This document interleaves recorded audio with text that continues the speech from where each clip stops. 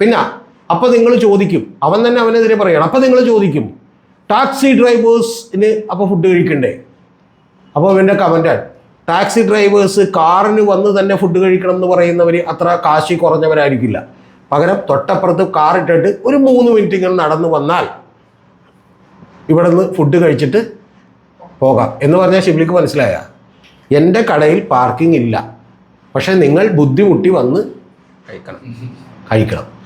അങ്ങനെ ഇനി ഇതെല്ലാം എന്നെ അമ്പരപ്പിച്ച കാര്യം എന്താണെന്നറിയാം, എന്നെ അത്ഭുതപ്പെടുത്തിയ കാര്യം. ഇത് പോട്ടെ, ഇത് കുഴപ്പമില്ല. മൃണാൾ തന്നെ സംഘടിപ്പിച്ചൊരു എഴുത്താണോ കുറിപ്പാണോ എന്നൊന്നും എനിക്കറിയില്ല. മിക്കവാറും അങ്ങനെ തന്നെ ആയിരിക്കും. മൃണാൾ തന്നെ എഴുതി കൊടുത്തിട്ട് വേറെ ആരെക്കൊണ്ടെങ്കിലും പോസ്റ്റ് ചെയ്യിപ്പിച്ചായിരിക്കും. ഒരു കുറിപ്പ് ഫേസ്ബുക്കിൽ, ലോകത്താരെങ്കിലും ഇങ്ങനെ ചെയ്യുമോ? മഹത്തായ ഒരു തീരുമാനം. അതായത് പാവപ്പെട്ട ആളുകൾക്ക് ഭക്ഷണം കഴിക്കാൻ കാശുള്ളവർ ഇങ്ങോട്ട് വന്നില്ലെങ്കിലും കുഴപ്പമില്ല എന്ന് പറയുന്ന മൃണാളിൻ്റെ ആ മഹാമനസ്കത നിങ്ങൾ കാണാതെ